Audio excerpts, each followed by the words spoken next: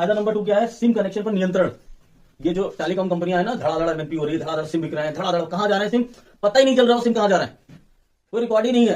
क्या रिकॉर्ड नहीं है कि वो पता चला चर्निंग बढ़ रही है, हर कंपनी को पता है उसका 30 से 35% जो नंबर है ना चर्न हो जाता है, चर्न होकर जाता कहां है वो। बहुत बड़ी चीज है, अभी से सुधरेंगी। ठीक है, डिजिटल पहचान का प्रबंध क्या है? पुराने कनेक्शन हटाना, उन पुराने सिम को डीएक्टिवेट करना जिनका उपयोग अब आप नहीं कर रहे हैं लेकिन जो आपके नाम पर हैं। अगर कंपनी का फायदा हो रहा है ना कहीं तो अपने नंबर को कभी डीएक्टिवेट नहीं करेगी जब तक उसका फायदा हो रहा है। जब उसका फायदा होना बंद हो जाएगा तभी कंपनी उसको डीएक्टिवेट करती है, पर आप ऐसा नहीं कर पाएंगी। अब आप चाहोगे तब डीएक्टिवेट हो जाएगा। अगर आपको लगता है फालतू पड़ा हुआ उसको तुरंत डीएक्टिवेट कराइए, खत्म करिए। सिम कार्ड स्वैप फ्रॉड से बचाना, फोन नंबर पोर्टेबिलिटी जो मैंने आपको बताया ये एमएनपी है। ठीक है, एमएनपी या सिम बदलने की रिक्वेस्ट को ट्रैक करना, जो मैंने आपको बताया पोर्ट कराते हैं लोग, पोर्टेबिलिटी एमएनपी है ना, ये वही है। जागरूकता, यह जानना कि फोन खरीदने से पहले उसका IMEI नंबर किसी अन्य फ्रॉड केस में शामिल तो नहीं था।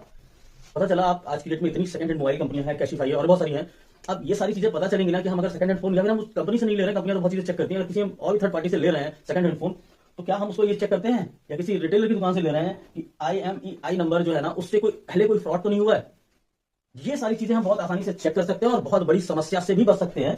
अब देखिए सरकार की प्रतिक्रिया क्या है इस पे, डेटा सुरक्षा कैसे, नियंत्रण और कानूनी ढांचा। IMEI डेटा जो है ना वो CIIR में केवल डिवाइस का और नेटवर्क जानकारी होती है, ना कि यूजर कॉल लॉग या मैसेज होता है। ठीक है, इसको नोट करिएगा। कानूनी जांच, IMEI नंबर जो है ना वो ट्रैकिंग केवल FIR के बाद और सरकारी अनुमति से ही शुरू की जा सकती है, उससे पहले नहीं होती। ठीक है, डेटा प्रोटेक्शन क्या है? भारत का नया digital personal data protection act इस डेटा की सुरक्षा को सुरक्षित करता है। कौन? Data protection act. ठीक है, अब देखिए उपभोक्ताओं के लिए नियम और जिम्मेदारी क्या है, ये बहुत जरूरी है, ये हर आदमी को पता होना चाहिए। खुद को सुरक्षित रखने के लिए क्या करें?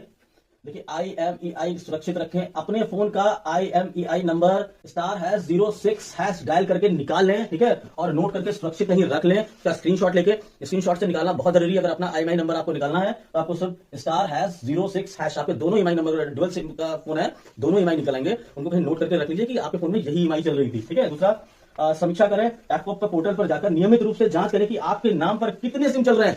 आपने कहीं MNP कराया, पोर्ट कराया, या किसी भी ऐसे आदमी जो बड़ी बड़ी छतरी लगाए, कैंप लगाए हैं और कहीं MNP केंद्र है या फिर पोर्ट केंद्र है या फिर नया सिम यहाँ मिलता है, अगर आप ऐसी जगह पे कहीं गए हैं उसके तुरंत 2, 4, 5, 10 दिन के बाद एक बार यहाँ टैपकॉप के पोर्टल पर जाके कितने सिम चल रहे हैं इसको जरूर अपडेट मतलब देखते रहे कितने सिम चल रहे हैं। अगर ज्यादा हो तो उनकी तुरंत सूचना दें, तुरंत रिपोर्ट करें। क्या देखिए जो मैंने बताया, फ्रॉड कॉल या SMS आते ही तो फीचर्स का उपयोग करके तुरंत रिपोर्ट करें। बिल्कुल भी इसमें कोई देरी नहीं करिएगा। अगर इस तरीके का कोई भी चीज आपके साथ होती है तुरंत रिपोर्ट करिए, शायद आपकी रिपोर्ट करने से लाखों लोग के साथ ऐसा फ्रॉड होने से बच जाए।